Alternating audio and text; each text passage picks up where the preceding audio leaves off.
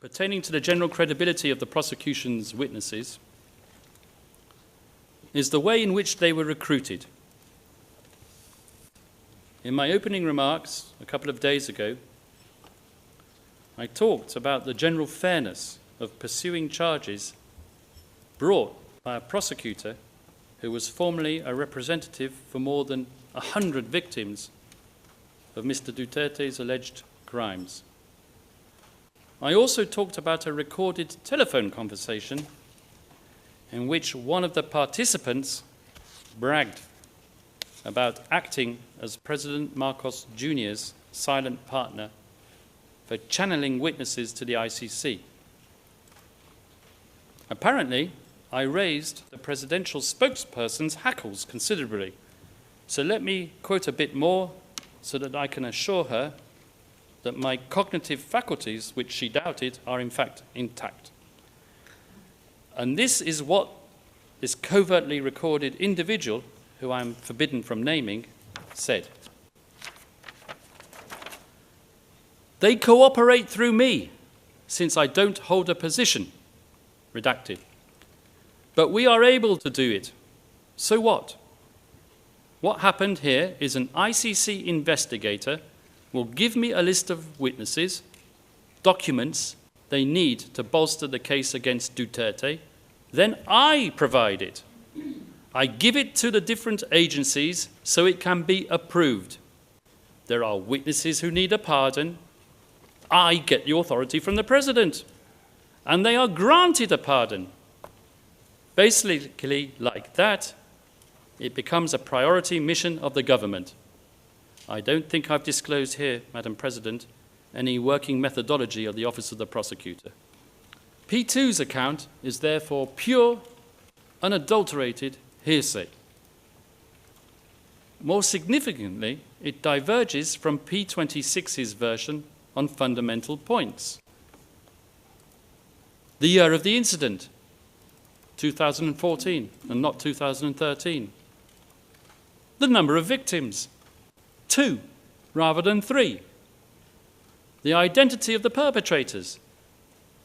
The channel through which alleged clearance was conveyed, via driver and bodyguard, to a different DDS member rather than through redacted. And if that is not enough, the method of killing, strangulation rather than stabbing.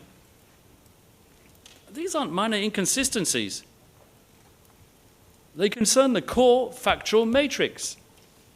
If the pre-trial chamber is unable to determine even these basic circumstances which establish opportunity, method,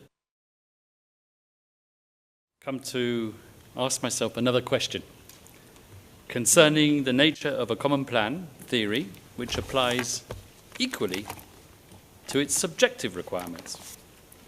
Has the prosecution shown substantial grounds to believe that Rodrigo Duterte's implementation of its fantasy criminal scheme was of such a nature that the murders detailed in its 49 charged incidents would have ensued as a virtual certainty in the ordinary course of events, and that he foresaw that they would occur as a virtual certainty in the normal course of events?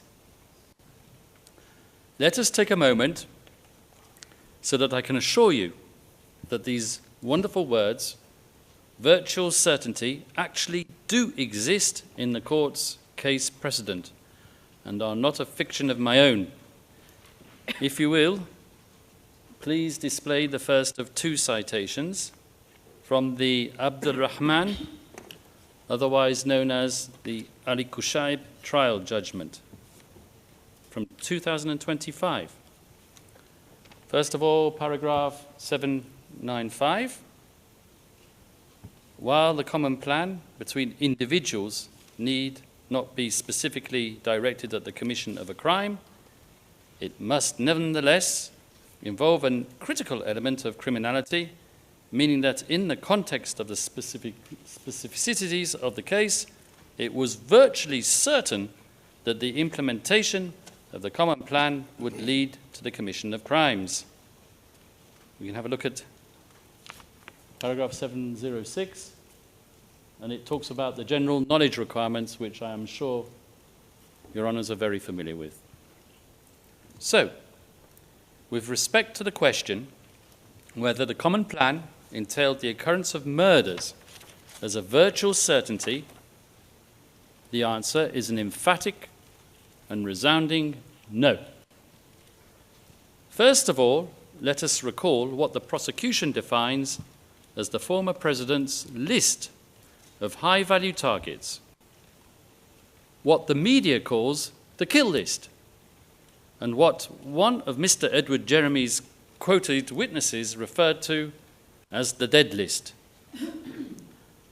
The number of individuals on this so-called kill list, the very list on which the prosecution relies to show that the knowledge that death would ensue, is 4,817.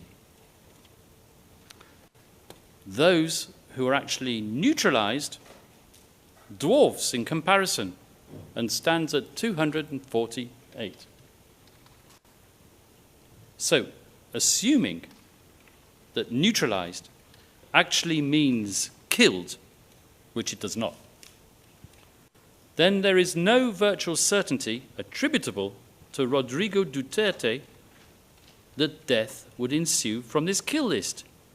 Rather, a 5% chance. Let us have a look at a bar chart for exactly the same figures used by the prosecution as distributed geographically.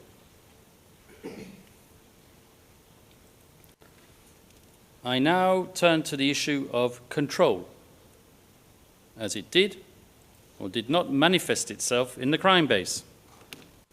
In other words, can it safely be argued that substantial grounds exist to believe that Mr. Duterte's supposed diktat filtered its way down from his mouth and via his co-perpetrators to those who were supposedly going about committing these murders?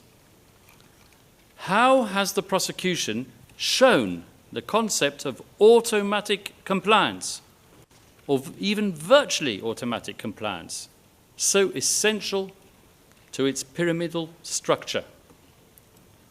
Well, by and large, and judging from Ms. Robin Croft's submissions, it would appear that the concept of automatic compliance is substantiated by reference to subjective comments made by perpetrators who talk about their will being controlled.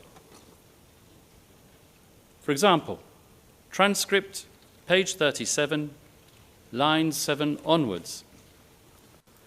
I felt like that I didn't have any choice but to follow their orders.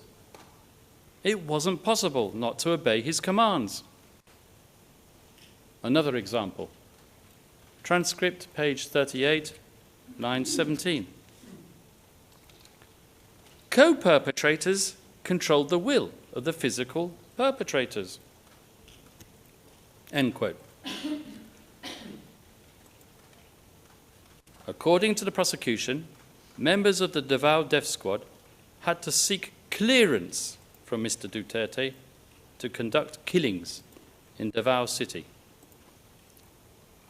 For this wild assertion, the prosecution relies once again on the evidence of criminals it has recruited, all of whom are inherently unreliable because of their being self-confessed vicious murderers, testifying in return for virtual immunity from proceedings at the ICC.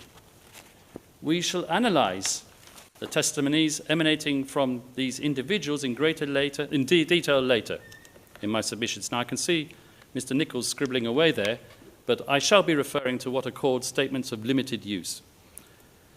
As for the other modes of liability charged, ordering under Article 25(3)(b) and Article 25(3)(c), aiding and abetting, as I have said, no smoking gun, no evidence of a direct order, solicitation, or inducement with respect to any one of the 49 incidents.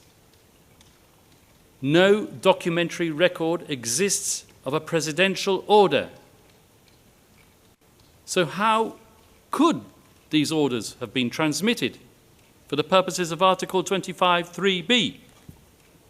Well, unless Mr. Nichols envisages mental telepathy, I think that we can discount ordering. The prosecution has failed to elaborate in its oral submissions what it means truly by soliciting.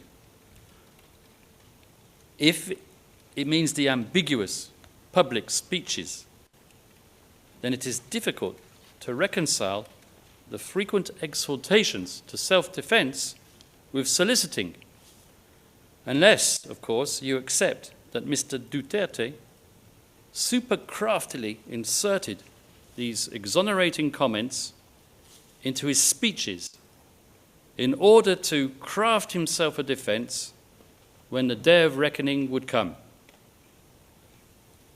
As the prosecution asserts, speaking with a forked tongue, sometimes speaking his mind, sometimes saying what he wants you, your honours, to hear.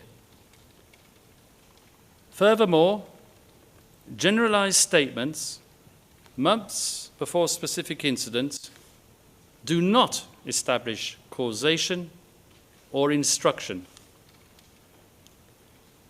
For aiding and abetting, there is no reliable evidence that Mr. Duterte provided practical assistance, encouragement, or moral support that substantially affected the commission of a crime, with knowledge of the perpetrator's intent. And finally, on modes of perpetration, modes of liability, I would beg you not to take heed of Ms. Paulina Masseter's assertion that Rodrigo Duterte failed to prevent or punish. The prosecution has not charged command responsibility under Article 28. And the reasons for that are clear. It is the same reason why it cannot prove ordering. There is no ascertainable chain of command descending from Duterte at the top via the co-perpetrators, so-called co-perpetrators, all the way down to the crime base. As I said, it all breaks down at the level of the co-perpetrators. And I would ask you very respectfully not to exercise your discretion to requalify pursuant to Regulation 55 of the regulations of the court. But if you do, and you shouldn't, I respectfully submit, you should order the prosecution to resubmit its document containing the charges and its pre-confirmation brief as amended, and to release Mr. Duterte in the interim. Now, I have finished that section of my submission, and I will now turn to the witnesses themselves, and I will be very careful not to mention anything that I'm not meant to. And I will discuss, first of all, the general reliability. A genuine criminal investigation is meant to be directed at establishing the truth. It is meant to elicit facts in an impartial manner and not to present witnesses with a preconceived idea and to seek confirmation thereof, whether it be by way of leading questions or anything else. By this, I mean that the golden thread linking practically every one of the interviews of the prosecution's so-called insider witnesses, who are, for the most part, ruthless criminals, is the a priori targeting of Rodrigo Duterte. In my submission, no real attempt was made to perform this duty of examining exonerating circumstances, or even to establish the existence of other actors who might be responsible for the high incidence of deaths in the context of the war on drugs. Most prosecutors will collate the evidence and thereafter analyze it and decide whether to prosecute with a view to obtaining a reasonable prospect of conviction, which is indeed the standard supposedly applied since Mr. Karim Khan assumed the role of chief prosecutor. A prosecutor is not meant to choose his target in advance and then find the evidence to support a preconceived desire.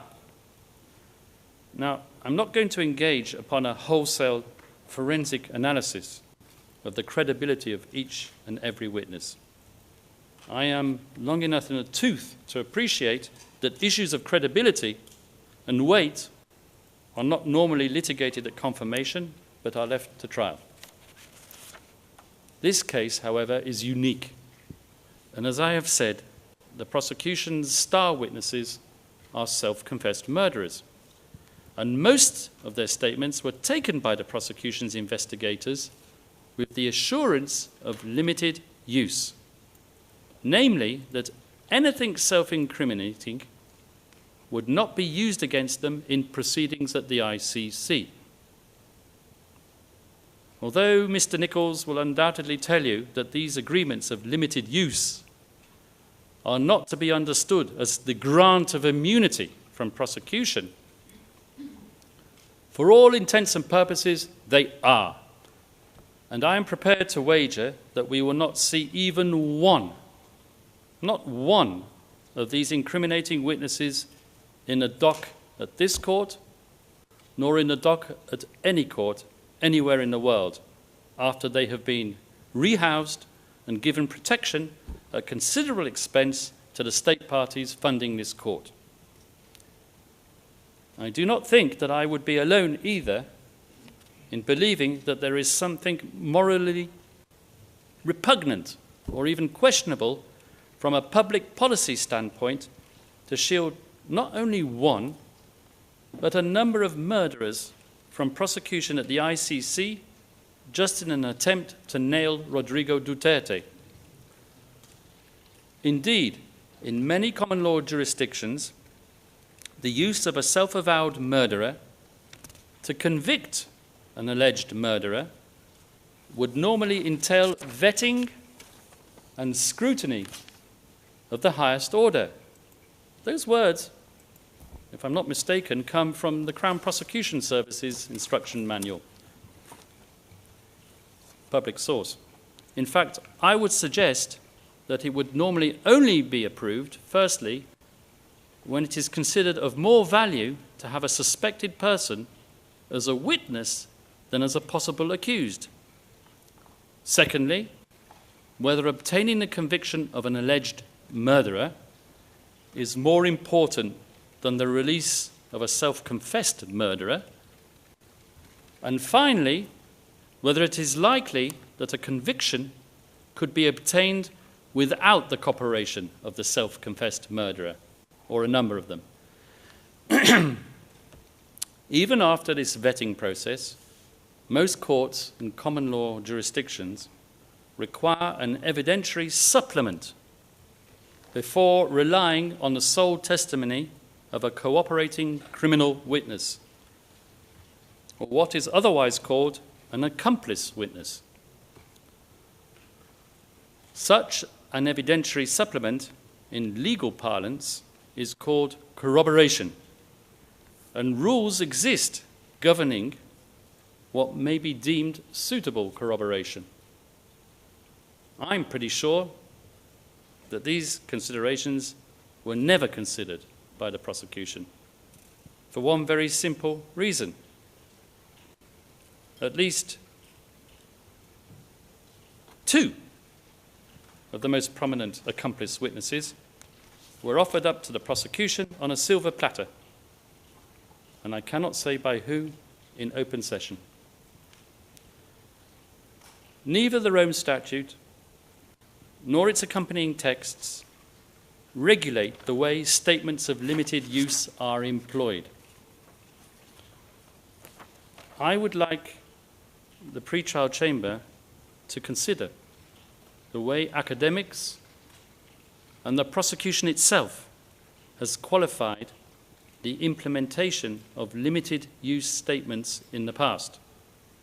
And I quote from paragraph 49, which is open source, of a chapter on the Office of the Prosecutor in the 2022 edition of the Max Planck Encyclopedia of International Law, written by no less than Judge Betty Hohler of this court.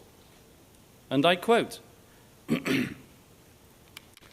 "One of the agreements the OTP may enter into during the investigation is an agreement with a person suspected of committing crimes within the jurisdiction of the court, is to provide a statement of limited use.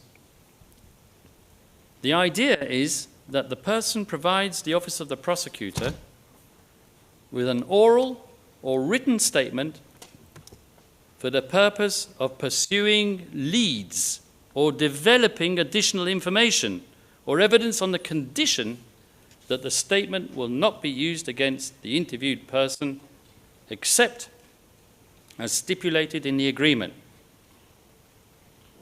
The purpose of such agreements is to ensure cooperation of so-called insider witnesses whom the OTP does not intend to prosecute, but are expected to provide key information or evidence against other, usually more senior suspects." Judge Hohler was effectively relying on footnote 20 to the prosecution's own filing, number 1118, in the Bemba Article 70 case, which states the same thing. Both sources stress that limited use statements should be used as a rule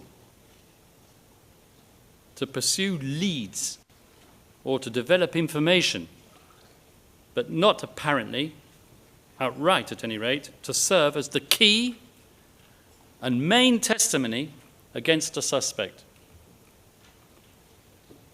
In my opinion, there is a good reason for this, and it is contained in the wording of Article 54, 3D of the Rome Statute, which is cited as the statutory basis for limited use statements.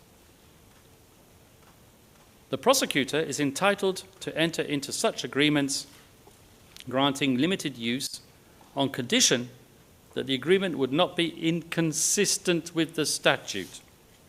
And I stress those words, not inconsistent with the statute. Using the evidence of self-confessed murderers to obtain leads or develop evidence from other sources, I would suggest, is consistent with the statute, as mentioned by Judge Betty Hohler.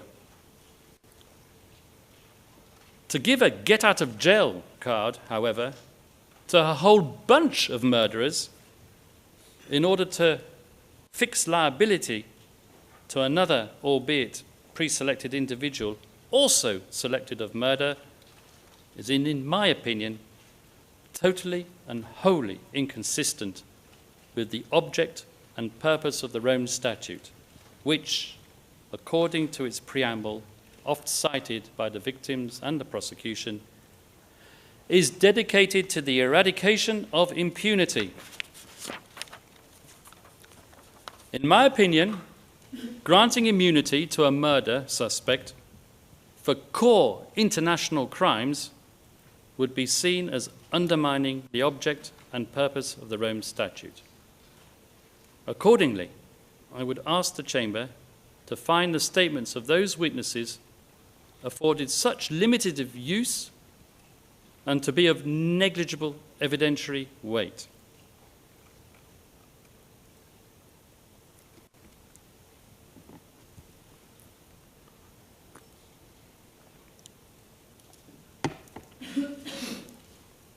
Another issue pertaining to the general credibility of the prosecution's witnesses is the way in which they were recruited. In my opening remarks a couple of days ago, I talked about the general fairness of pursuing charges brought by a prosecutor who was formerly a representative for more than 100 victims of Mr. Duterte's alleged crimes.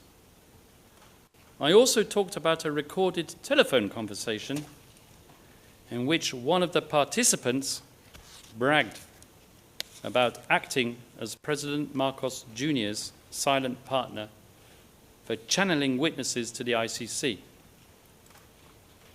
Apparently, I raised the presidential spokesperson's hackles considerably. So let me quote a bit more so that I can assure her that my cognitive faculties, which she doubted, are in fact intact. And this is what this covertly recorded individual, who I am forbidden from naming, said. "They cooperate through me, since I don't hold a position," redacted. "But we are able to do it. So what? What happened here is an ICC investigator will give me a list of witnesses, documents they need to bolster the case against Duterte. Then I provide it. I give it to the different agencies so it can be approved. There are witnesses who need a pardon. I get the authority from the president, and they are granted a pardon. Basically, like that, it becomes a priority mission of the government. I don't think I've disclosed here, Madam President, any working methodology of the Office of the Prosecutor.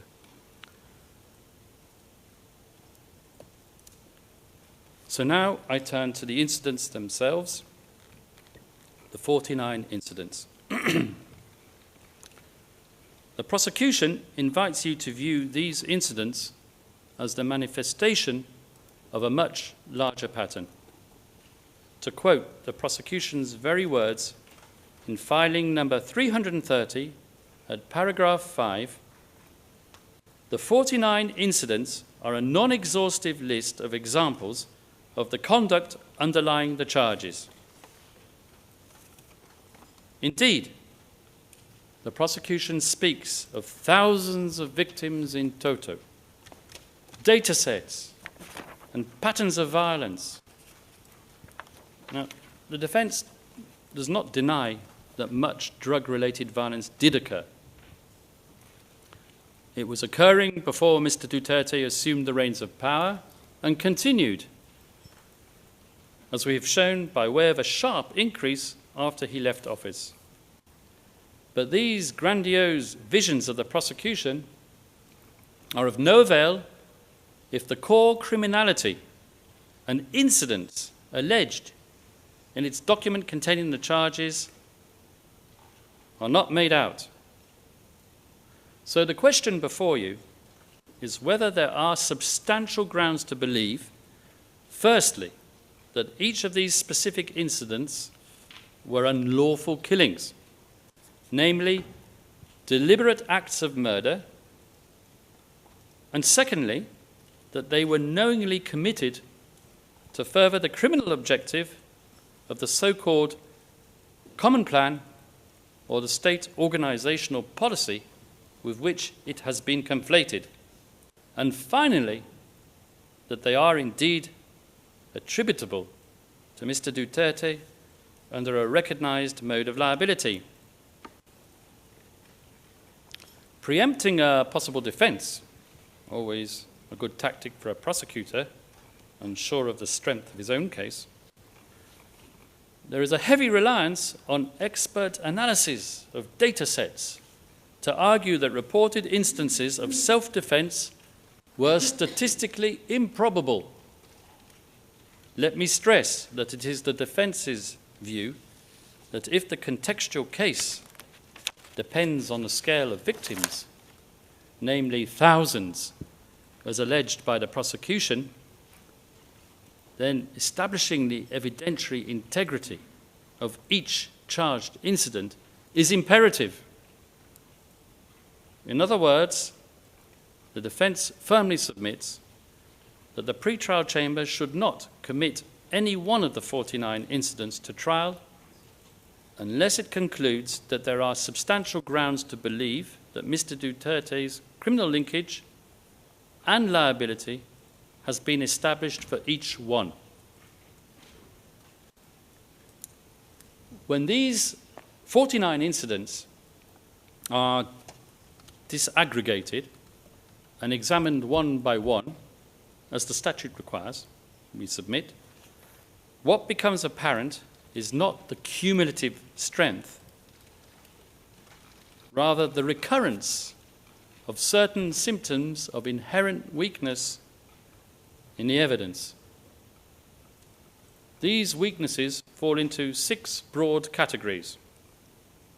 The first is the over-heavy reliance on the testimony of cooperating witnesses who are inherent criminals with an inherent propensity to be unreliable and whose statements, as I mentioned, are not corroborated by external evidence. The second, hearsay attribution, or in less legal parlance, incriminating statements heard from a source twice or even 3 times removed. The third weakness,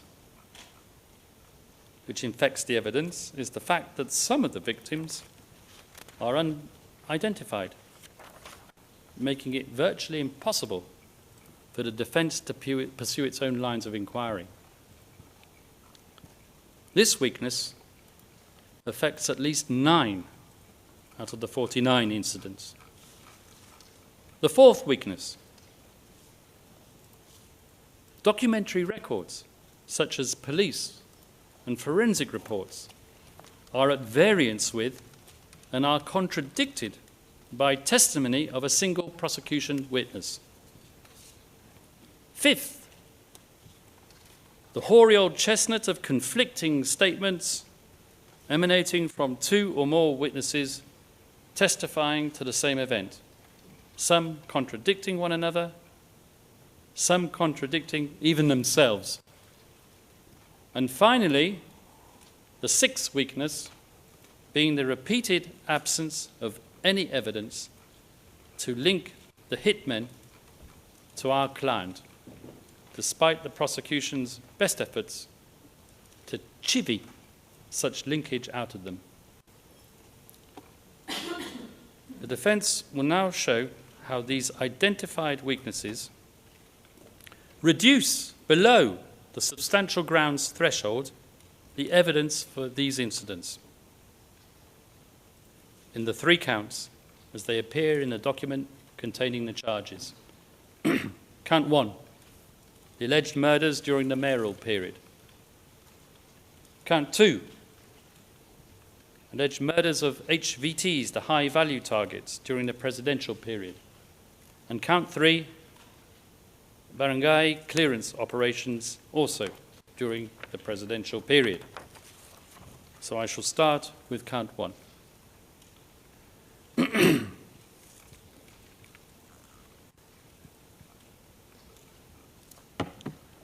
As we know, the first cluster of incidents falling under count 1 concerns the so-called and totally fictitious Davao Death Squad period.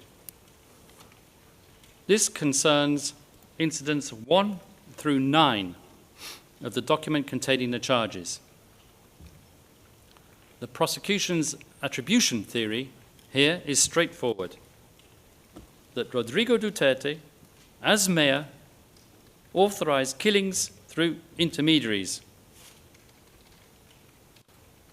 But when the evidence for this count is examined, as I've already mentioned, not one witness can say that he heard the mayor give an order to kill. The attribution of criminality to Mr. Duterte arises, for the most part, out of assumption layered on top of hearsay and follows a repetitive pattern which would, as a rule, entail the same mechanism of attribution. Namely, a hitman witness for the prosecution would state that his handler said that clearance came from, and I quote, above. But what does the word above mean? It means an unnamed superior and nothing more. The mode of liability imputed to Mr. Duterte, namely indirect perpetration, requires the prosecution to establish a stable chain of command through which the common enterprise filtered. If there indeed existed a structured approval process, as the prosecution alleges, one would expect operational consistency, not variability. The incidents contained in Count 1 are also marked by internal inconsistencies which cannot be reconciled and which are indicative of the fragility of the prosecution's overall case. Incident number 1, for example, is based on the evidence of 2 witnesses who contradict each other on fundamental and materially crucial issues. Let me explain in more detail. P26, who presents himself as a participant, claims that Mr. Duterte telephoned a redacted third party to order the operation and was told that it was the mayor on the phone. Was told that the mayor was on the phone. Pure hearsay. The prosecution seeks to reinforce this through P2. Yet P2 was not present at the time. He was inactive, for reasons I can't mention, and relies entirely on what he heard from the redacted third party and another individual at a later date. P2's account is therefore pure, unadulterated hearsay. More significantly, it diverges from P26's version on fundamental points. The year of the incident, 2014 and not 2013.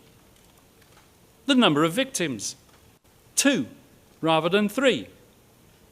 The identity of the perpetrators. The channel through which alleged clearance was conveyed, via driver and bodyguard, to a different DDS member rather than through redacted. And if that is not enough, the method of killing, strangulation rather than stabbing, these aren't minor inconsistencies. They concern the core factual matrix. If the pre-trial chamber is unable to determine even these basic circumstances which establish opportunity, method, that, Your Honours, is conjecture. And we would submit that Article 61(7) of the Rome Statute does not permit charges to be confirmed on the basis of conjecture, on the basis of such a weak evidentiary basis. Now, since the prosecution made such a big deal out of Incident 3 on Monday and screened the video of the hit job itself, if you recall, the one in the marketplace, which was supposedly viewed with approval by our client, I would like to devote a few words to it. If Your Honours follow the transcript that accompanies this video viewing session, the prosecution fixated on the comments of Mr. Duterte telling the person operating the video not to zoom in.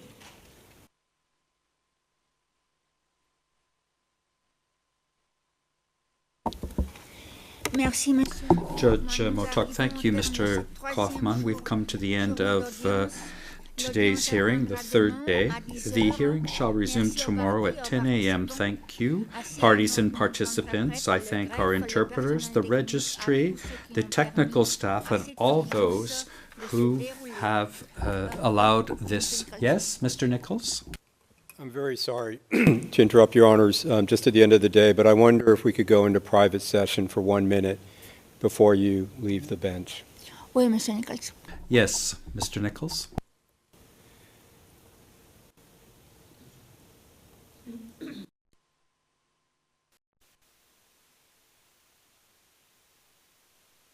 We are back in open session, Madam President.